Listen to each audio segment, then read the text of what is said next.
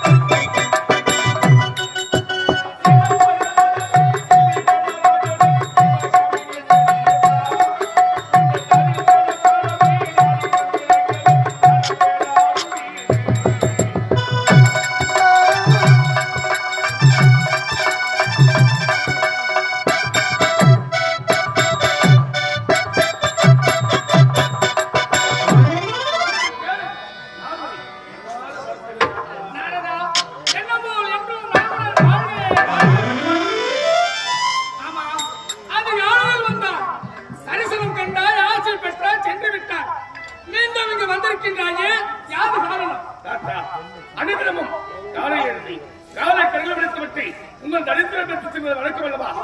என்று போல் இந்து மன்னி உங்கள் தரித்திர பெற்று கூட சென்னை. ஆனால் பூலோக புறப்படுவன் தருவாகி பூலோக மனிதன் இதற்கு ஒரு கணக்கு கேட்டார். தாத்தா என்னது? பூலோகத்தே ஒரு மாநில மனிதன் உன்னிடத்தில் கணக்கு கொண்டு கேட்டான். உண்மைதான். அவன் கேட்ட கணக்கு என்ன தெரியுமா? என்ன கணக்கு?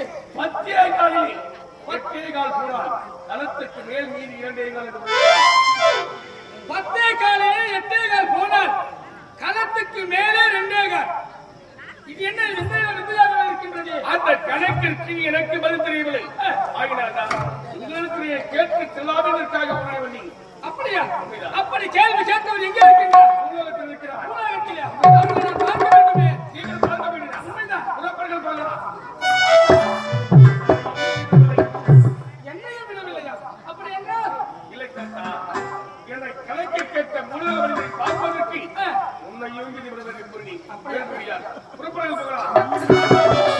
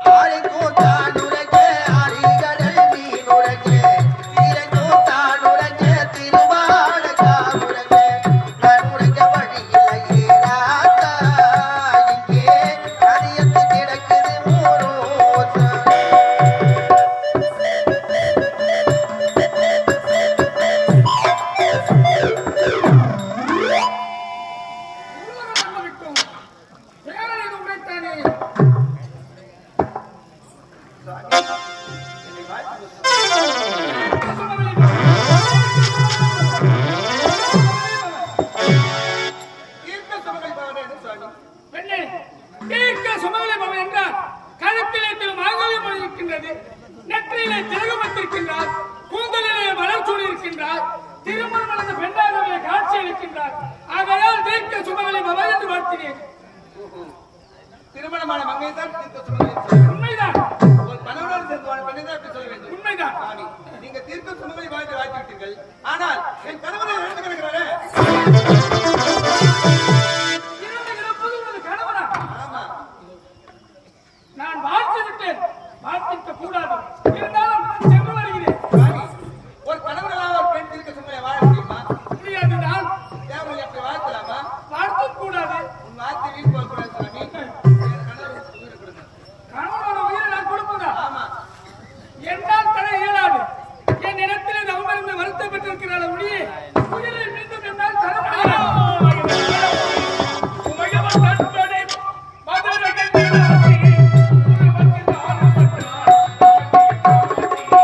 உமையவதன் வடிவம் மதுரையில் மீனாட்சி உருவத்து மாறப்பட்டாள் காமினி காமாட்சி.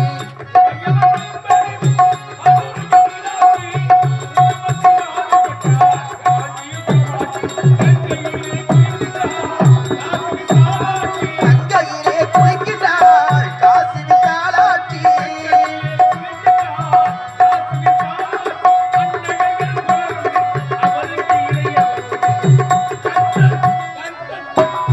காலடியை வணங்குங்கள்.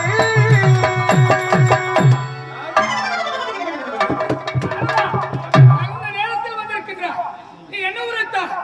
பூலோகத்திலே ஒரு மாநிலத்தின் இடத்திலே ஒரு கணக்கு ஒன்று கேட்டார். அந்த கணக்குக்கு விட எனக்கு தெரியவில்லை என்று உரைத்தார். அந்த மாநிலத்தை காண்பதற்காக வந்து கொண்டிருந்தேன். எதிரே ஒரு பெண்மணி ஓடி வந்து என் பாதத்திலே பணிந்தார். பாதத்திலே பணிந்ததனால் இதற்கு சுமவலை வாழ்த்து வாழ்த்தினேன். அந்த பெண்ணை பார்த்து உண்மைதான், சரியாக தன்வார்த்திருக்கிறேன். வாழ்த்தது தவறவில்லை. ஆனால் வாழ்த்தியதில் ஒரு பிழை இருக்கின்றது. வெளியா உண்மைதான். என்ன தாத்தா உரைக்கிறேன்? அவர் கழுத்திலே திருமங்கலம் இருந்தது, நெற்றியிலே திலகம் இருந்தது, கூந்தலிலே மலர் சொல்லி இருந்தார். அப்படி இருந்ததினால் தீர்க்க சுமவலை என்று வாழ்த்து விட்டேன். ஆனால் அவருடைய கணவன் இருந்த பிணமாக இருக்கிறார். ஒரு பெண்ணை கணவனோ இறந்து விட்டால் கணவன் இறந்த பிறகு அந்த பெண்ணாளர் எப்படி தீர்க்க சுமங்கலியாக வாழ முடியும்? அந்த பெண்ணை பார்த்து தீர்க்க சுமங்கலியாக வாழ்த்திருக்கிறேன். உண்மைதான். என்ன நடந்தது? இப்பொழுது தீர்க்க சுமவலை என்று வாழ்த்தினார் அல்லவா? இறந்த கணவனின் உயிரை கொடு என்று கேட்கிறார். நான் என்ன செய்வது?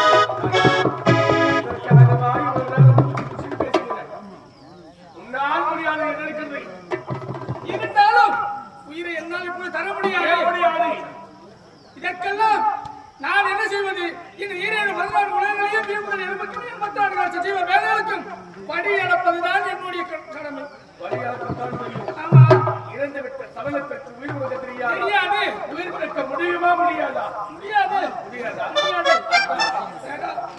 எப்பொழுது அந்த பெண்ணை கணவனுக்கு உயிர் வருகிறதோ அப்பொழுதுதான் நீ கைலாயமே செல்ல வேண்டும். அதுவரையில் நீ இருக்க வேண்டிய இடம் பூலோகம். உலகம் அது பார்த்தறியா? பூலோகத்திலேயே பாமர மக்கள் உனக்காகவே வில்வ மரம் என்று சொல்லக்கூடிய ஒரு மரத்தை நடக்கிறாங்க. அந்த வில்வ மரத்தடியில் அமர்ந்திருந்து நடக்கும் காட்சிகளை பார்த்து கொண்டிருக்க எப்பொழுது அந்த பெண்மை கணவனுக்கு உயிர் வருகிறதோ அப்பொழுது நீங்க கைலாயம் போகலாம். அதுவரை பரிகாரத்தை கூறி நானே சேர்ப்போம்.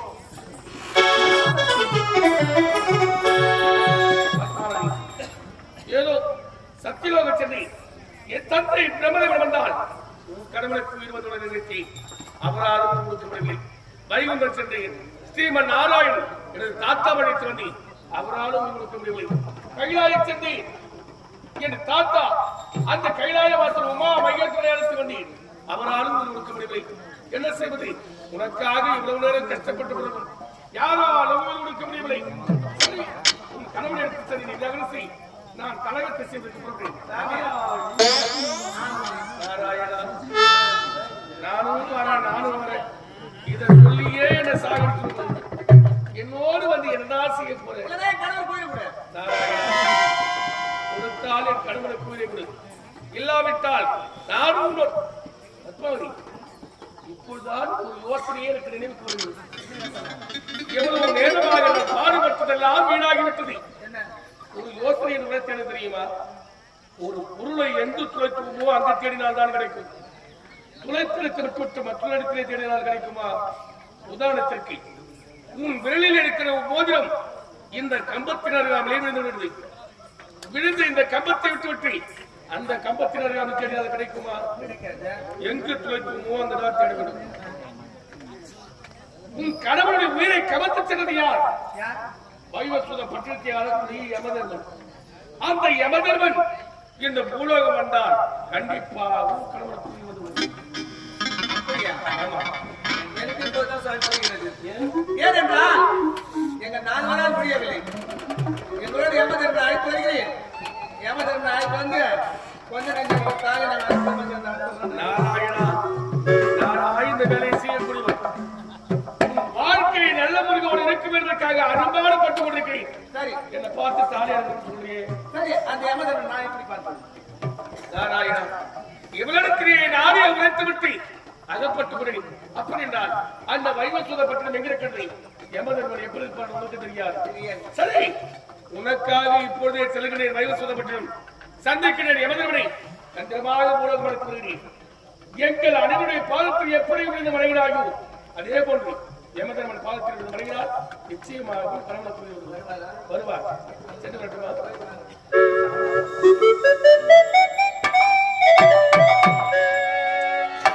எல்லாரும் ஏமாத்தி விட்டார்கள். என் கணவர் புள்ளி வரப்போகுது. இவரும் ஏதோ கடமை சொல்லிட்டு போனாரு. அத்தான், நீ வருவாய் வருவாய் என்று எதிர்பார்த்த வந்து காத்திருந்தேனே, உனக்கு உயிரே வராதா? உன்னை பார்க்க முடியாதா? அத்தான், இந்த பால் உலகத்தில் எனக்கு இப்படி ஒரு வாழ்க்கையா? அத்தான்